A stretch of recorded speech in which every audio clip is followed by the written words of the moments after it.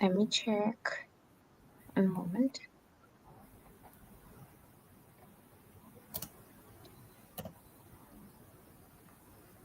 Alrighty.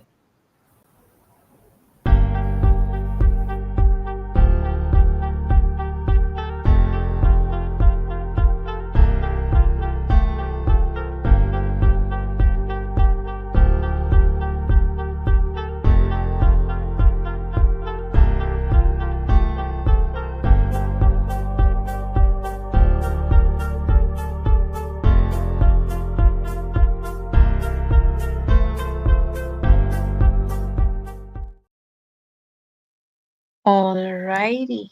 And we are live. Let me take this down so we can be visible.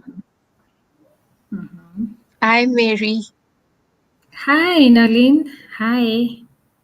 How's your day been?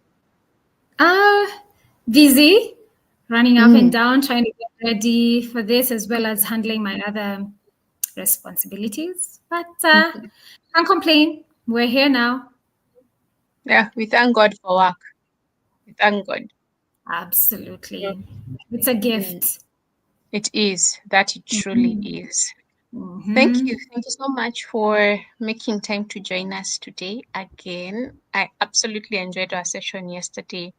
And the amortization schedule, I think that was my favorite bit of the whole session yesterday. And being able to do the mind-eye connection when you can see dropping from 7 years to 4.9 years, seeing that you're saving 190,000. And I think there's also the aspect of the 2 years that you're not paying a loan, like you're done with the loan and the amount of peace that comes with knowing I'm done and I'm done 2 years earlier. That for me was the highlight of Okay. yesterday's session. Thank you. Oh, you're welcome. I Thank mean, you very that's what I teach. That's what I try to make the audience aware, or my clients, potential mm, clients, that there are ways to do it and there's ways to gain peace of mind despite having a loan. yeah. And that's what we're going to be talking about today. Thank you for just leading us in that direction, eh? And I want to introduce you again. And I want to use your introduction. We introduced you yesterday with your about, and today I want to introduce you with your introduction on LinkedIn. I'll start introducing myself. Welcome, everybody. Good evening. Welcome to Safe Space. This is our mentorship space. My name is Noeline. I'm a strategic supply chain leader. That's not my job title, but that's what I'm showing up as this evening, and also a growth mentor. And I am joined by the wonderful Mary Gachuhi. She is going to be speaking to us on managing debt. Who is Mary? Mary is a lady who empowers mid to high income earners to accelerate their financial growth using personal debt or loans as a tool to achieve financial independence early. So that is who Mary is in a nutshell. If you want to know more about Mary, and to encourage you to go onto her page and follow her and book an appointment with her. I saw some of the questions that came in yesterday on whether we should be, the extra payment has to be every single month. Talk to Mary. She'll help you to develop a plan for doing that. Talk to Mary. So let's just jump straight into it. Yesterday we were talking about the types of debt that are there, how to amortize your debt, like get a sense of what it means before you deep dive into the loan space. Today we are going to be speaking from the other end. You already have the loan or many loans, mobile loans, bank loans, family loans. I think that's a group of loans we didn't speak to yesterday, Mary. So maybe you can speak to that today. And then as she does that, we'll also speak about how to repay debt quickly, how to create a debt repayment plan, and how to navigate your rights and responsibilities. So over to you, Mary. Okay. Thank you, Nolene. I'm so happy to be back again tonight to delve a little bit deeper into what we were talking about yesterday. Loans is my specialty, as you've heard, and especially personal loans. I mean, I know other types of loans, and I've basically, when you do loans in the bank or in the financial industry, you kind of have the basic and the principles towards how you can lend and towards borrowing. The other, you mentioned, Nolene, some loans I didn't cover yesterday. Yes, there are quite a number. It's just that the amount of time we have does not allow us to do that. So I focused on personal loans. And even under personal loans, there are quite a number. There's what you call education loans, there's car loans, there's unsecured loans, there's asset finance loans, there's what else is there? Secured loans that you use treasury bills or bonds to secure with, or whatever collateral you may have and whatever the bank is able to do. There's also loans, personal loans that help you buy land, vacant land. Some of the banks call them plot purchase loans. So there are all these different types of loans fit for purpose, for the exact purpose that you need the loan for. And that's why yesterday when I talked about the different types of loans, I was saying you must be very clear on why you need the loan. And then you need to communicate this to your banker or to the person you're dealing with on the other end, the financier, so that they know which loan best suits you so that you don't get placed in the wrong category. So basically, I will touch. That's just what I'm going to say about loans. If you want more information, perhaps reach out to me. Go onto my profile, download. There are two resources there. That one talks about how to repay your loans, and another one just delves deeper into unsecured loans. They're free. You can just download them from my profile, and engage with me. Send me a DM. Send me an email, text me, and then we can start the conversation, because it's a really broad subject and we can't cover it in just this 1 hour that we have allocated for this live. So that's all I'm going to say about that. And Nolene, we're now starting today. Like Nolene has touched on, we're going to talk about how you can repay debt quickly. And I want to just focus on two items. I believe in focusing on two main things, or at least short spats, short presentations, but you get the most of it, so that I'm able to delve deeper into it and for you to understand those two highlights that I make, that I talk about, the methods of repaying loans. Then you can get more out of it by talking to me or just from this session. So the first method I want to talk about is what you call the snowball method. If you have a variety of methods of loans options, you have a credit card, you have maybe a plot purchase, you have a personal loan, you have a mortgage, you have, or maybe you have a mobile loan, you have somebody else you have a loan with somebody else, then it's always good to know how to fast track your loans. So the first one is, there's a snowball method and there's an avalanche method. So the snowball method just requires you to focus on paying off your smaller debts fast. Why is this a good method, or why is this a method that you could use? For example, if your objective is to feel motivated to pay off your loans fast, or to continue working towards paying off your loans, then you want to start off with the ones that are smaller, such that, for example, if you have a 200,000 or 100,000 or however much amount that you owe, if you knock it off quickly, then it gives you momentum or motivation to pay the next loan, to tackle the next debt that you have. So it's like, the way you go to the gym, you don't want to go and start lifting the heaviest of weights. It's discouraging, right? Because you get what do they call it? The delayed onset muscle syndrome, DOMS.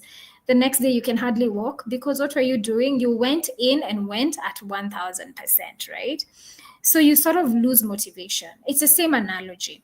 You want to start with walking on the treadmill for 15 minutes, for 20 minutes, 30 minutes, feel what do you call those feel good hormones come through, feel good about yourself, say, like I did something today, and tomorrow you'll find you'll be motivated to come It's the same principle. It applies even in loans. So that is what you call the snowball method. The other method is called the avalanche method. This one basically says handle the big, go for the big whatever debts first, the debts that have the highest interest rate and perhaps have the longest term. So you want to, by doing that, you're actually uh, paying off the high interest rate, saving yourself money. Because, like what we were saying in the loan amortization table yesterday, if you add more money into your loan outside of your monthly repayments, if you add more, scheduled payments on a monthly basis or not monthly basis, maybe make lump sums, then you reduce the amount of interest you're going to pay at the end of the period, or you're going to pay back to the bank.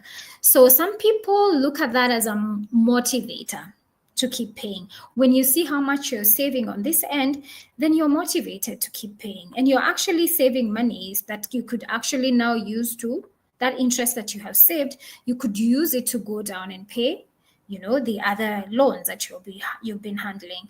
So the thing with this one is you need to be very good when you have to have all the loans. You have to have your interest, your loan statements.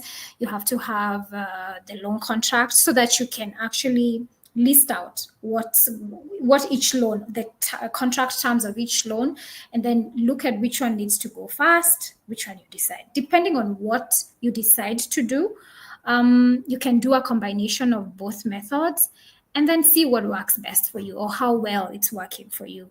The other thing is, if you want to repay off your loans first, you have to also adjust, lifestyle adjustments. Sometimes you have to bite the bullet and just do what you need to do so that you can free up those funds for repayment. For example, discretionary spending. Maybe you have 5 subscriptions. You have Netflix, you have Amazon Prime, you have Showmax, you have, I don't know, there's so many. I don't know all of them, but you have Peacock. So maybe perhaps decide for the next 6 months, I'm just going to have Netflix, or go Showmax, is it Showmax or something like this. These little things here and there add up.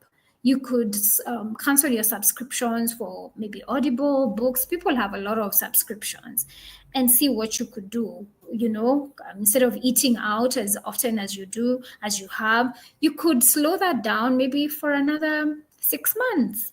Then that money, it doesn't mean that you'll never do it again. It's just that you're sacrificing, you're adjusting your lifestyle with an goal in mind to reduce or to pay off your debt faster.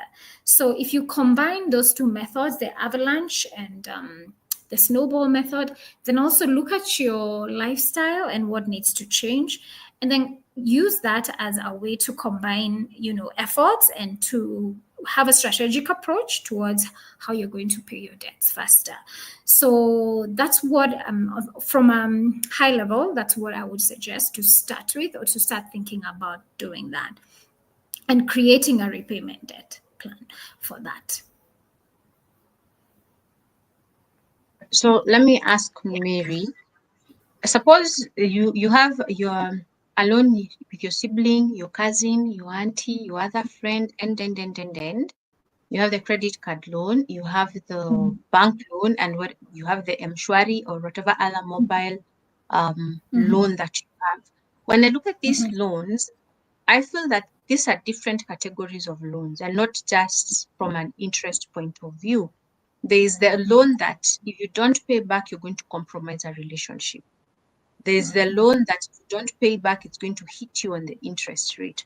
There's the loan, if you don't pay back, it's going to hit you on the credit scoring bit.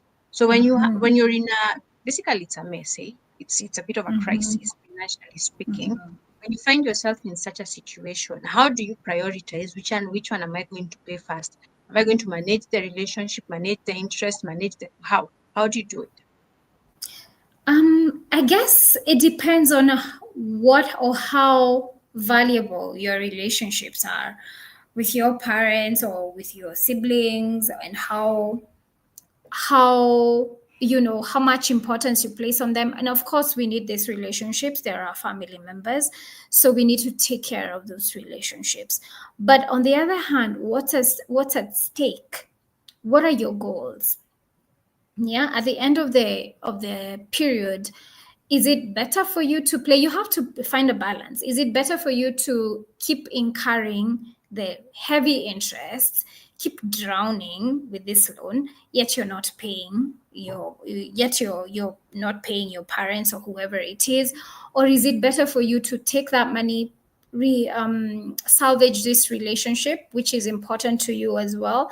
Maybe it contributes to your mental health, that helps you with your work situation, increases your income, and so then you're able to, get this money that could pay off these loans. Perhaps you just need to sit down and look at your situation as it is. So are you comfortable with being listed on CRB, say, for example, for a number of years as you continue to sort out your relationships? I'm not going to discount the relationships we have in our lives, because those are the things that support us to be in a space where we can make that money. At the end of the day, we need those. So I think everybody's situation is different. I can't be prescriptive. I can't really tell you unless we sit down and then we talk about it. And that's where, like, a life coach or a financial coach or a financial consultant comes in. Then you're able to share. And if you're upfront, you're able to share as a person who is in these distressing circumstances. You're able to share in detail and be vulnerable and see this is a situation. Then perhaps we can guide you in that way. How do you handle these relationships? And do you think this person may be able to understand what you're doing? Perhaps tell them, this is what I'm working on with my banker or with my financier at this point, and I need to pay off this quickly. This is my plan. And then I will come back, and then I will also give you a repayment plan for your business or for your money that you lent me. So I think when we are upfront and very honest with people that they have good intentions towards us, it can really open up, a better way of dealing with your loans. So you don't have to die and perhaps be on your own and isolate yourself, which is what most people tend to do when they're in loans, when they're indebted or in very serious debt. But it's never the way to go. I would advocate communicate. And then from there, you can come up with a plan, and then you can execute that plan. But I don't want to be prescriptive and say you should leave one and take the other, or focus on paying your bank and care about CRB so much and all of that. It's a balance. It's a balance, I must say. Okay. Okay.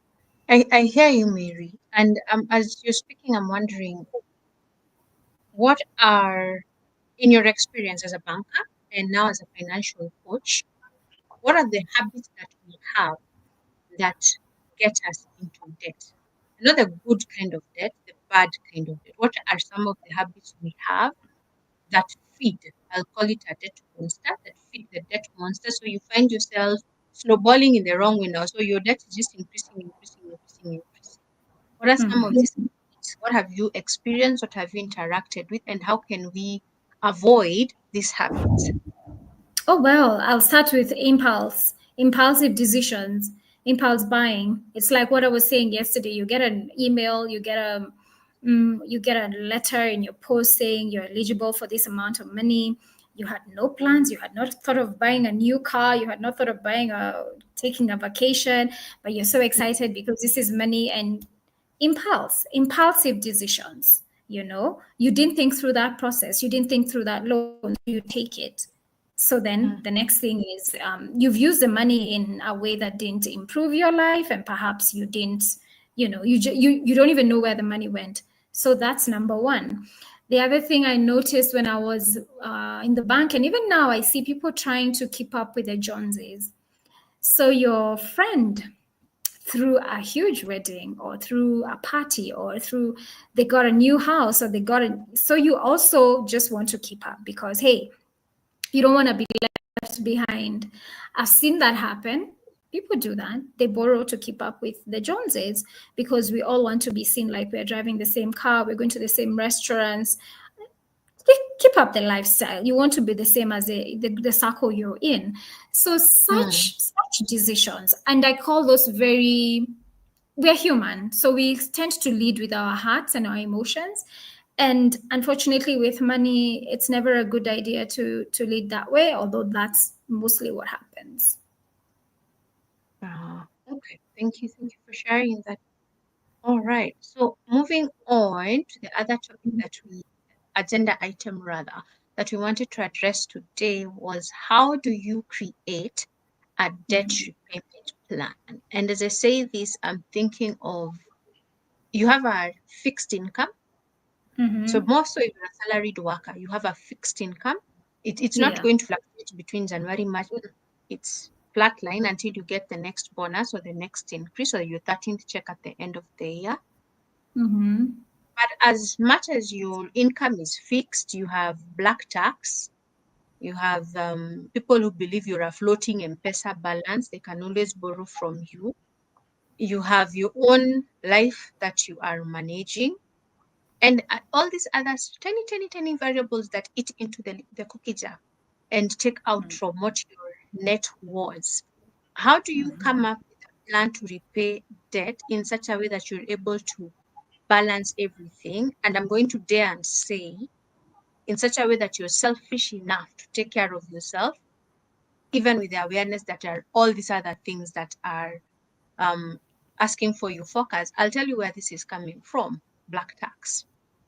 Where I'm speaking to someone and they're saying to me, I want to do this, I want to do this, I want to do this, but I can't do so much with what I have because I'm feeding this one, I am schooling the other one, I'm paying rent for that. And I'm like, I Mm-hmm. understand you're African. I understand there's the need to support family and, but drawing the line. I don't know if that's a whole other conversation that I've brought in, but I'm just thinking this person, they're already in debt. So how Yeah. do make sure, get a plan that gets this person to the place of saying, hold up, I actually don't have enough to be Jesus to all these people. Mm-hmm. To be Jesus to all these people. I hadn't thought about the black tax aspect of it, but to answer the question in a very precise way, you must have everything in writing. You must have your records straight. Take all your loans, list all your debts with their interest rates and their due dates and their periods. Say, this is the debt that is highest for me. This is the one that has the largest loan amount. This is the highest interest amount. Create an Excel sheet with all of this. I'm telling you, putting things down and seeing them. I don't know what you called it yesterday. Connecting the eye to what is it? Mind eye, mind eye. Yes, yes, the mind-eye connection. Have everything very clear, because what happens, and in my experience, what I see, and the people that I help deal with any loan issues or debt issues, is because they don't know what's going where, and the borrowing from one bank to a mobile app to another human being to another microfinance. So you don't know, it's all up in the air. But if you have it all down, written down on an Excel sheet, then you're clear. Then you execute the plan. You say, this month, every month, I want to additionally add this amount. Then set up their systems. Set up the systems for your money to automatically go towards your loan. So what happens? Then you don't have money sitting around idly in your account. I know this might sound very harsh, but you're very clear on what needs to go to your each and every loan. Or, for example, consolidate. What I advise most of my clients is you can consolidate all your loans into one loan. Have a financial advisor like myself advise you, this is the best loan for this, for your all your loans can come under this loan, so that you have one loan and everything is going to one account. Yeah, so that when you have black tax, for lack, because we're Africans, we will have it. When they come asking, you won't feel guilty. You don't have the money. It has gone into what it's supposed to be doing. Yeah, I don't know if I'm answering the question, Nolene. Yes, you are. You are. Yeah, yeah.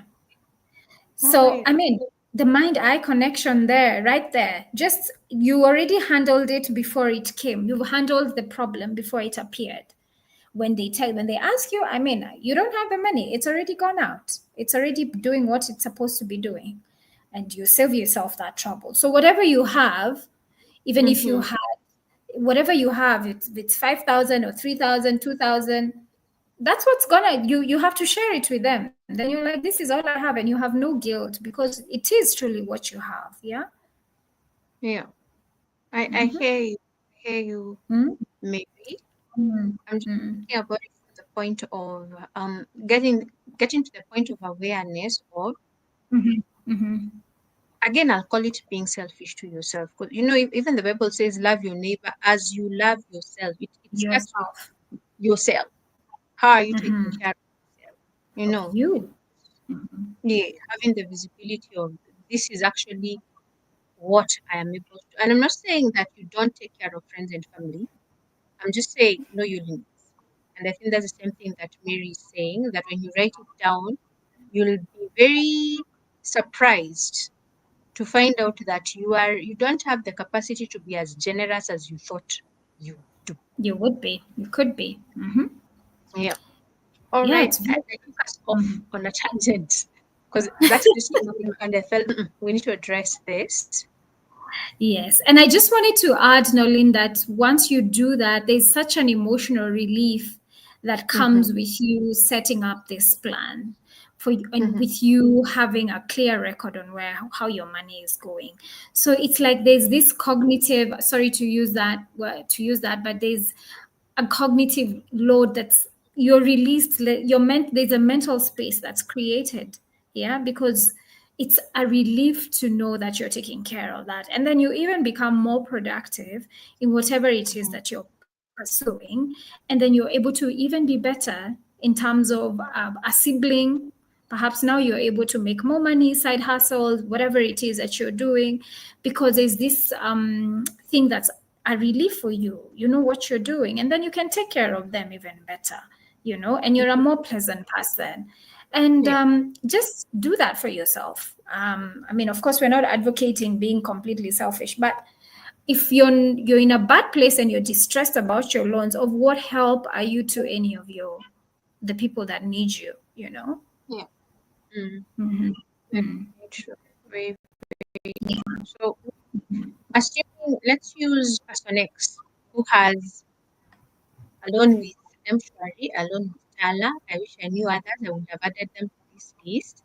So there's 5,000, 10,000 with M-Shwari, 5,000 with Tala, 150,000 with the bank, 10,000 with the sister, 5,000 with a friend, 7,000 from the chama. Random figures, just random figures.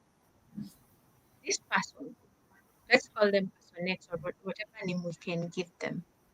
How does this person come up? Now they have visibility of what all their debts look like. Mm-hmm. How does this person come up with a plan to repay that debt? There's Mshwari, there's Tala, there's bank, there's sibling, there's friend, there's chama. How? Sit down, list all your debts. Like I've said, they know their debts. Person X knows their debts now. List them all down, find the total amount, um, look at what their interest rates are on each, see how much they're paying an interest rate. I'm trying to simplify this as much as possible.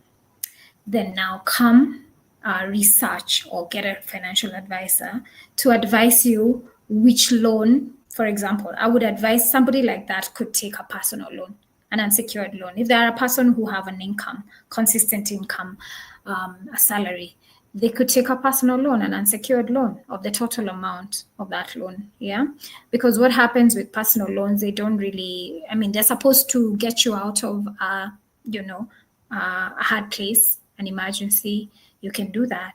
Then, and usually they tend to be, I'm sorry, cheaper than what you would get out here from Shylocks or whoever it is that Person X has been getting the loans from, and just consolidate them.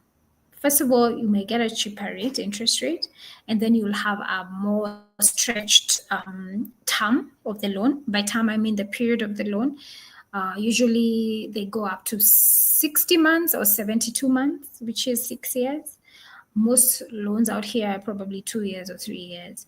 So it gives you relief when you have a longer term, if you're trying to manage your stress levels and trying to see how you can pay off all these debts. And then having everybody, like different people on your back asking you to pay, as it is, that is stressful by itself.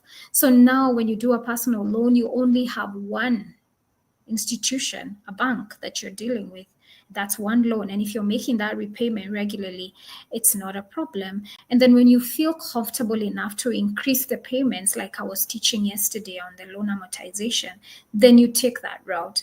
But first, I think you need to person X needs to relieve themselves of all that stress and strain from being chased by different people, coming at your door, and just being able, just relieving themselves from that allows them to now focus and do what they need to do. Focus on what's important, on maybe being better at work, doing what they need to do to increase their income.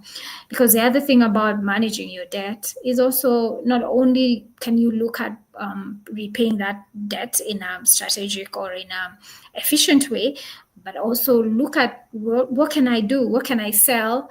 How can I increase my income to go towards paying this loan? There's some things you probably don't need anymore. You could sell those off, yeah? These are just ways to manage your debt. So I don't know if I'm answering that question clearly, but yeah, that is what I would propose. I have understood you from consolidating the debt. So you just deal with one person in one go. That I have picked up. My question now, or follow-up question on that is, what happens if you lose your job? You have all these debts.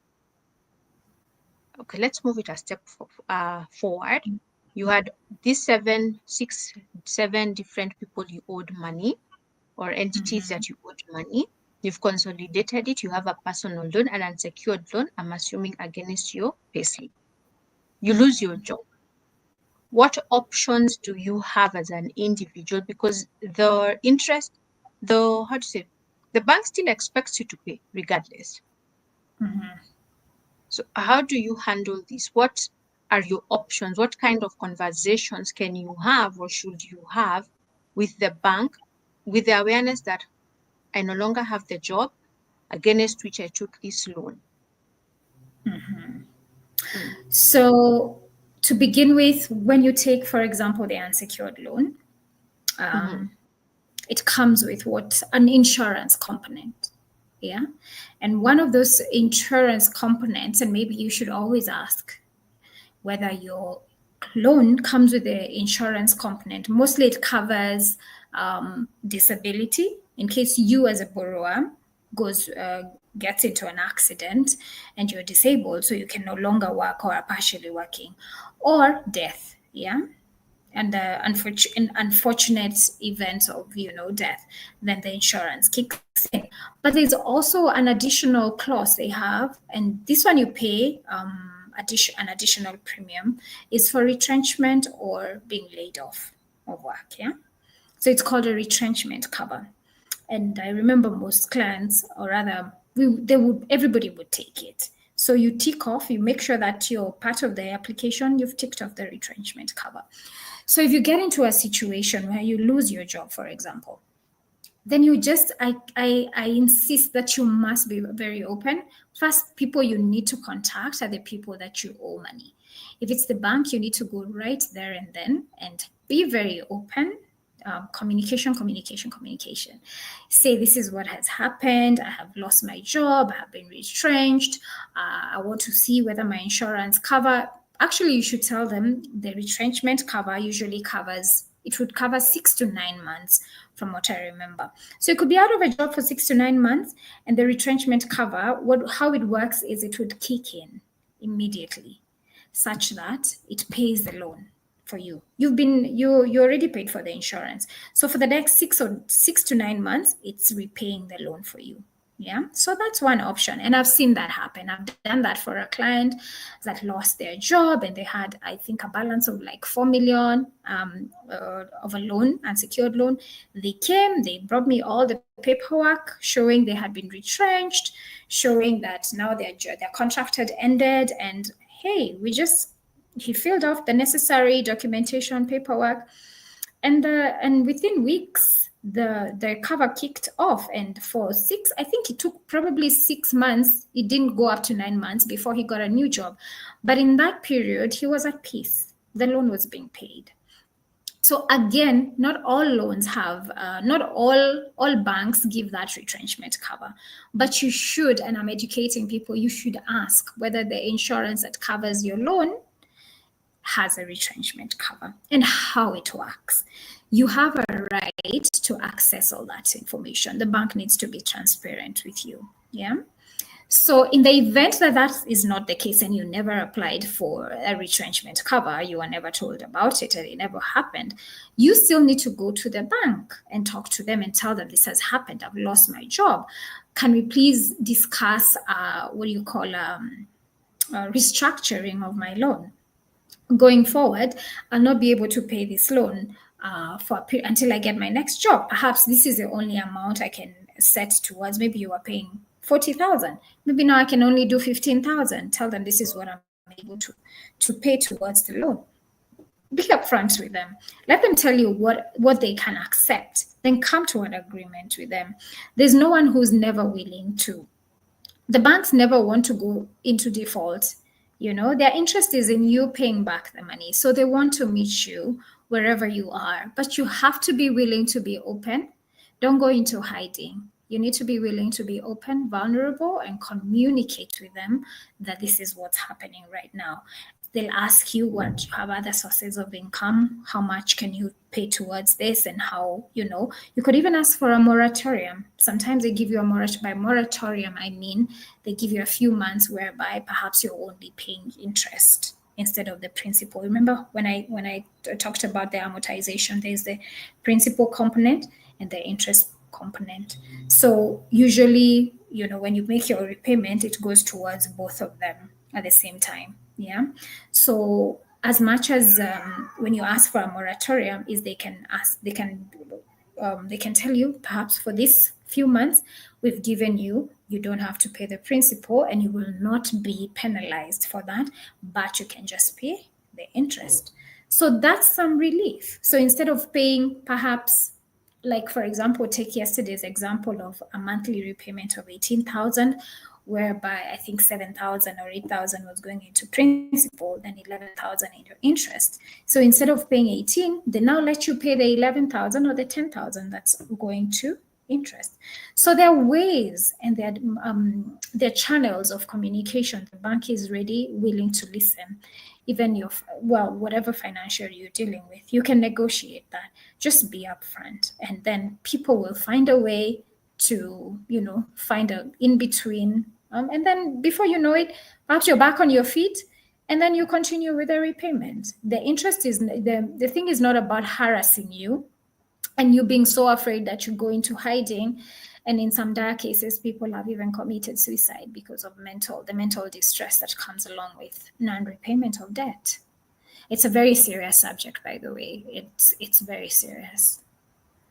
Thank you, Mary, for breaking it down and even create. I didn't know about the restructure cover. I know loans usually have an insurance bit, but I didn't know about the restructuring bit. That's actually also included now, or that there are some banks who are including that in when you're taking the loan. That's very, very interesting to find out. You've mentioned about the insurance cover kicking in and covering you for the 6 to 9 months. Let's take an example. You had 18 months left on your loan, and the insurance kicks in and pays for you until month 12. Now, when you're able to start paying your debt again, are you going to start from month 18 and the bank writes off, or, how do you say, dismisses that the insurance had already paid for you the 6 months, or do you start from month 12? You start from month 12. The loan has been paid. You remember you were paying a premium. Yep. You're paying an insurance premium. Yep. So it's covered.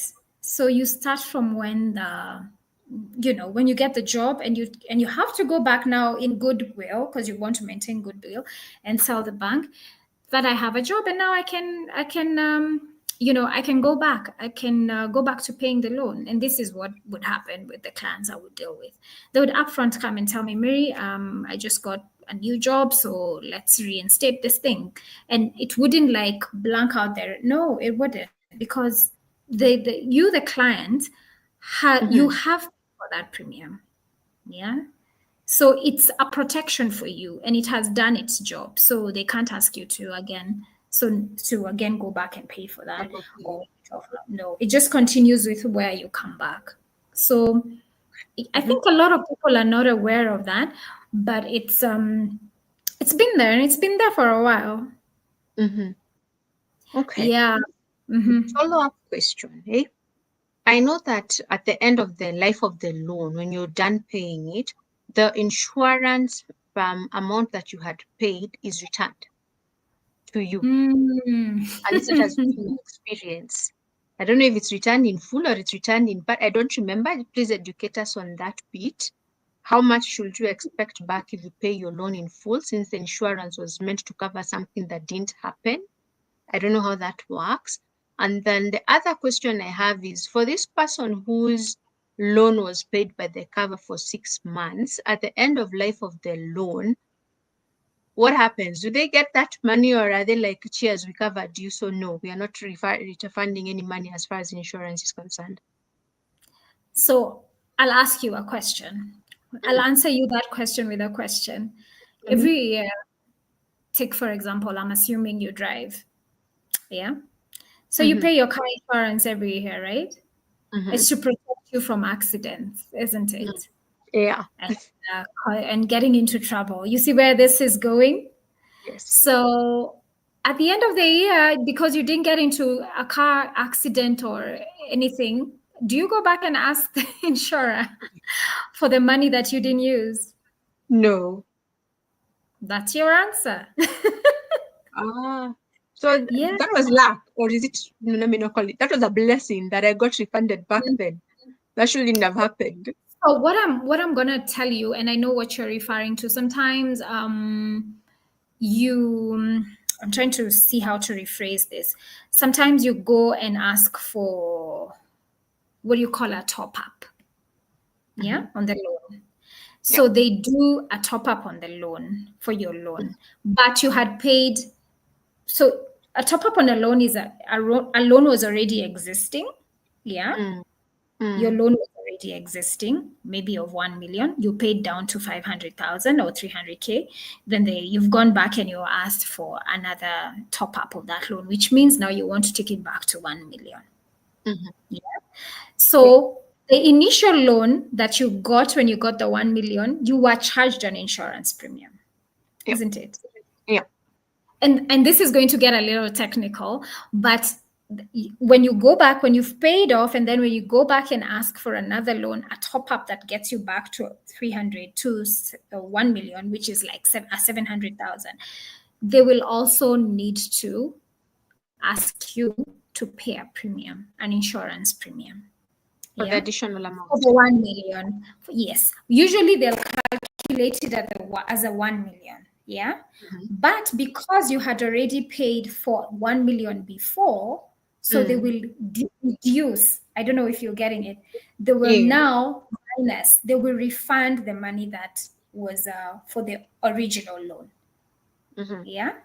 And then now you're left only paying for the 700,000. I don't know if I'm Okay. coming out. Yes. Yeah, Yes. Yes. You that's understood the you. I am, yeah. Yeah. So that's the only scenario where you get a refund. Yes, it happens, but only when you're coming back to borrow an additional amount and now had paid for the insurance before, and you didn't utilize the full 5 years or however years. So now they're gonna have to less that because they had already paid for part of that. Okay. I got Then it. that's I got what a it. refund. Yes. clear on that. Very, very clear on the refunding bit. I had another question, but as I was listening to you, it disappeared. Or just along this line of what happens to the insurance? Oh, I remembered it. So let me ask you, Mary. In your opinion, I know we are told that the law says that you cannot have loans that take more than 66% of your pay. There has to be at least 33% left. Now, we have all these, I don't want to call them wonderful, that's the wrong word, all these taxes that the government is introducing without regard for people's debt position, because they are going after lives. And then also the fluctuating interest rate as per CPA. So my question comes, with all these new developments, because the government is coming up with things, I'll just call them things, on that eat into the net, your take home, basically, that had not factored when you were taking the loan initially. So how do you, because right now I think the total net that the government is taking is about 47.5% of your gross is going to the government, even before it hits your paycheck. Before it used to be between 30-35 thereabout. So there's a whole 17-12% that is disappearing. So for somebody who already has a loan, how do they adjust? Do they go to the conversation of let's restructure because of these new developments? For the person who does not have a loan already, but this is our current reality, we are not consulted before these things are passed. We are not. We are just informed, Gazette notice, etc. In your opinion, right now, when somebody is thinking, maybe I should be taking a loan and I want to take the maximum to 66%, but here comes the government. In your opinion, and I know I've asked many questions in one, where should we sit? Because it's unpredictable. We don't know what new thing will be introduced. Where, to be safe, where should we cap it when we are thinking of what my maximum repayment should be? Okay. So first of all, the 66%, in my opinion, is outdated because it's been there for ages, and times and things have changed, like you're saying. So something needs to happen there. I don't know what's happening. Maybe somebody is working on it. Maybe the banks are. But to cover themselves, many banks don't allow you to go above 50% of your income. Yeah, just to cover themselves, and it's always been like that. Only very high net worth individuals, the space that I worked in, were allowed to actually go up to 60%. Yeah, basically 60% of your income could actually be taken towards loans. But if you're everyday person and middle income, somebody who's just average income, then 50% is what they would allow you to go through. The bank would allow you to have debts only of up to 50% of your income. So already the banks are covered in a way. But on a personal level, just to make this short and sweet, my recommendation is right now the way things are, and you're saying, it's unpredictable, and also the inflationary pressures. I think if you're going to be taking a loan at this juncture, I think you want to ensure that all your lending falls within the 35 to 45% for you. When they do what they call the debt to income ratio, which is a bank or a lender will always do that math. They'll calculate how much you can get, your loan can be approved of. They use the debt to income ratio, whereby they now see all your loans versus your income. So they'll calculate all your loans. Always ensure when they're doing that calculation, and you can do it with them or with your financial advisor like me, ensure that you're within the 35 to 40%. Yeah, the bank will do 50% maximum, but you ensure you're there just to leave you with room to play around. So don't take the maximum you can get out of the bank. Even if the bank says you can get up to 20 million, or let's say a million, but your between your 30 to 35 to 40% is 650,000, and that's enough for the objective or the purpose that you're going for, then by all means, please stick with that. You don't want a situation where you've taken the maximum and then, like you're saying, it's unpredictable. We're living in very what do you call it, volatile times. Anything can happen, so you want to protect yourself and your mental space and health, like in that way. I don't know, I that's what I would recommend. Yeah. Thank you. That's a good guideline. I think mental health is very, very important. I like my peace. Yes. I guard it Told you jealously. that. Mhm. Very important. That's good information to have for anyone who is Yeah. thinking of going into debt. So Mm-hmm. now, Mary, let's talk. We um are ready. Sorry, Nolene. Can I just add that even when you go to the bank, it's very tempting to take the maximum amount, and perhaps the person selling or advising you will actually give you the maximum amount. So if you're able to, please tell them, ask them how much you would qualify for between 35 to 40% of your debt income ratio. Then you can make a judgment call from there. Yeah, because most often than not, they want to also hit their numbers and their targets. So they'll give you the maximum amount. Uh, Makes sense. From oh, we've lost Mary. So let's just give her a moment to come back. One moment. Let me look for her.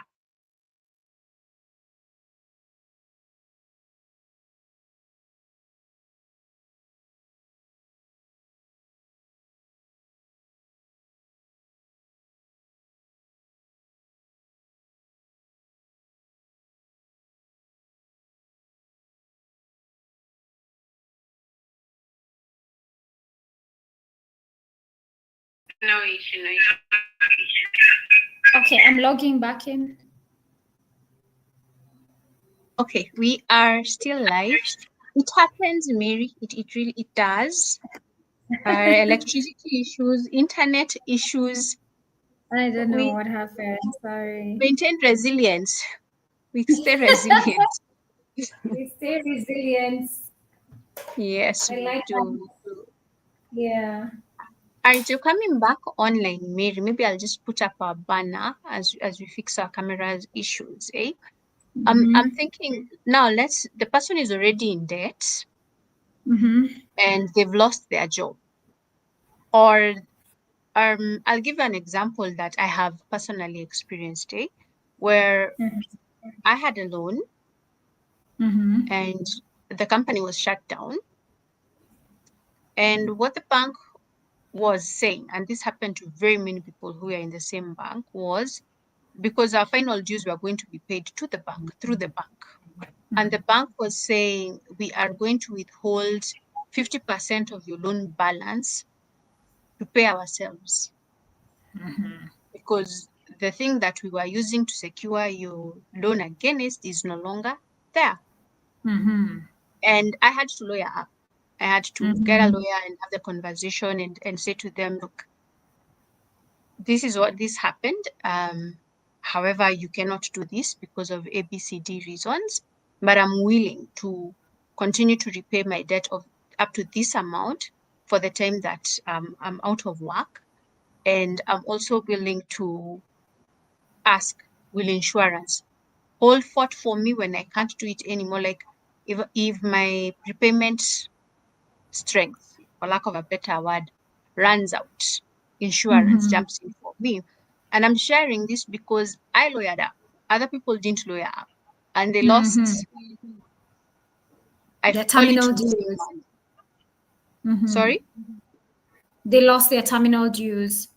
Yes, you can imagine Mm-hmm. the company has shut down and then somebody tells you whatever is coming in, we are taking 50%. And I remember arguing and asking, but who tells you the 50% you're leaving will be enough to sustain me until I get the next? Like, what rationale did you use to decide you're Mm-hmm. taking 50%? Where did I sign to say that you can do that?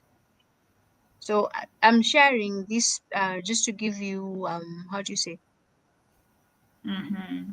as we move on to the next agenda on your Mhm. rights and responsibilities as far as managing debt is concerned, how Yeah. do we address, for me, a lawyer, but for everyone else who Mhm. does not know how this works, how do we do Mhm. it?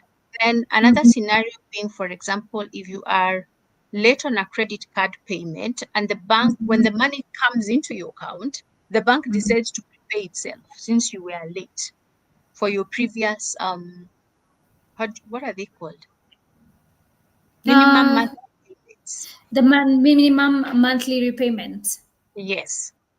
So Mhm. let's talk rights and responsibilities. Where do your rights start and stop, and what are your responsibilities? So let me ask you, on that scenario, when you lawyered up, were you able to stop the bank from taking the 50% of your terminal dues? Yes, but it Okay. was quite a conversation. It was quite a Mm-hmm. conversation because we had to write a letter Mm-hmm. and basically saying we are just going to report you to CBK because why? Mm-hmm. At least Mm-hmm. that's what I was told was done. I was just on the receiving end of the information.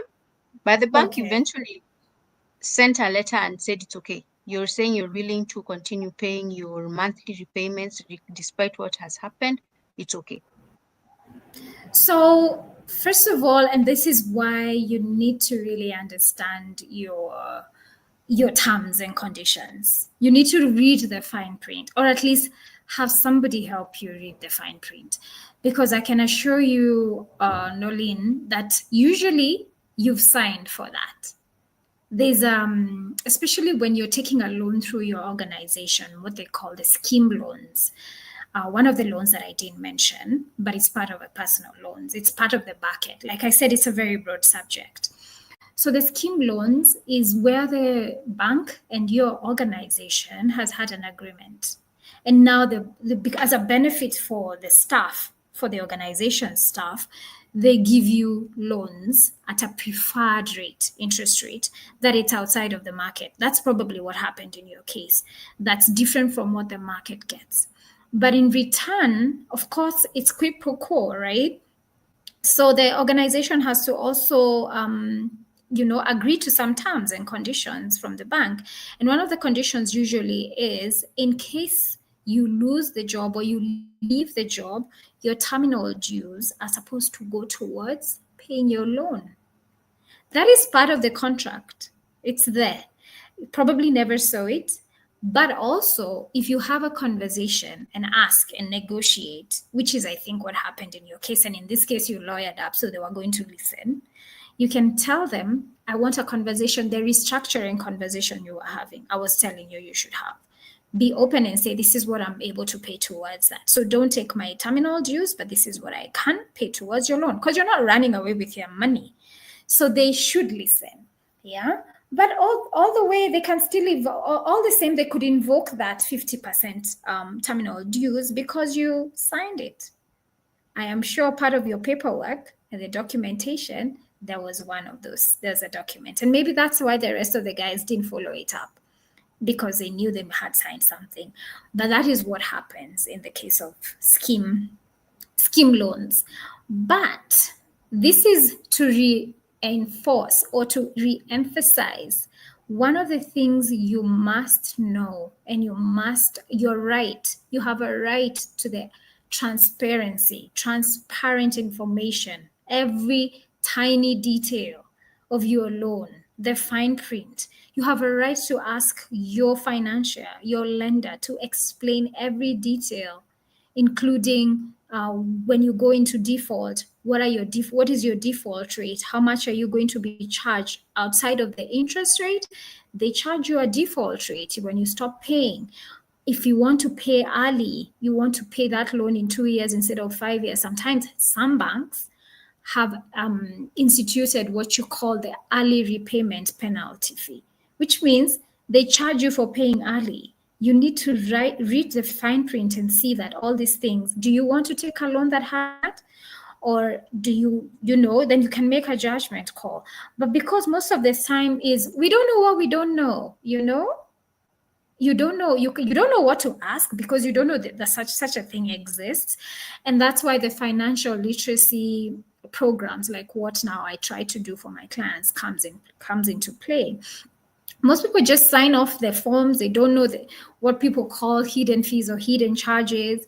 Really, it's just that they don't come out clearly, but they're not hidden. They're in your documentation. Yeah. So you need to know that's your right. You need to ask. The bank needs to be very clear, transparent. Then you need to have your contract, your loan contract. Read it with a fine tooth comb. I know it's boring. It's like watching paint dry on your wall, but the consequences when things go wrong, you might as well have just gotten somebody to talk you through that. Then there's also, you need to have your loan statements on a monthly basis. Ask for them, or 6 months or quarterly basis. See what is happening. You have a right to have your loan statements. Loan statements are not shared as frequently or regularly as your account statements. Usually you get your monthly account statements, but hardly do people get their loan statements. In fact, I think there's actually, once I asked one of my clients who was trying to move a mortgage or to move, what were they moving? Some loan, yeah? From wherever they were trying to move it to where I was, the bank I was in. So of course I needed to see the terms and conditions and the interest rate on their loan and their balance. And I asked them for their loan statement, and the person told me the bank I'm with, they never give loan statements. I mean, for the life of me, I was like, what? Yeah, their system doesn't allow for loan statements. I was like, you have a right to your loan statement. So that's your right. You need to know what's going on with your loan, how much you're paying. Even go back and see how much interest am I paying. Was it, if you're a mathematician, like I remember a client of mine who was a math guy, and he would calculate his interest on a monthly basis. He knew how to do it, and he's like, no, this month you guys overcharged me. What is this about? Can you refund my interest on this month? So there's some people that actually dig that deep, but it's important. It's your right to know. Then the other thing, and I must say another right, and most people don't know about it, is you have a right to fair debt collection practices. Yeah. Somebody shouldn't harass you, call your parents, call your friend, call your spouse, call whoever to shame you into paying them. Yeah, it's illegal. They shouldn't do that. And I know a lot of mobile players or mobile loan players have gotten into trouble because of such practices. But that's a right. You have a right to be like, no, that's not on. You can't do that. So please be clear about all those things. You need transparency from your lenders, you need constant communication, and you need to be able to access all the documentation when you need it, as and when you need it. No one should also harass you when you're running late, calling your people, trying to shame you, getting you into some very odd situations with your relations. You don't need that. But I'll just highlight that some of those rights are that. I don't know. Am I making sense? Yes, you are. You are making sense. More so on this vibe of calling every one of your living. I don't even know how they do that. And I think that's actually a breach of the data privacy laws. Yes, it is. Now it's very clear. Before it was so bad, but now I think it's actually very clear to everyone. They shouldn't do that. But they would call and embarrass you in the attempt to make you pay them back, Yeah. And they do have your details. They do have those details, because part of your, also when you're filling out your forms, be clear, be present, because part of it is you're supposed to fill out, there's usually a referee, the referee portions where you're supposed to fill out people that you know and that could be contacted if you're not reachable. So that's what they use. So you're the one that has provided that information. Okay. But I didn't say provide it to ask them to.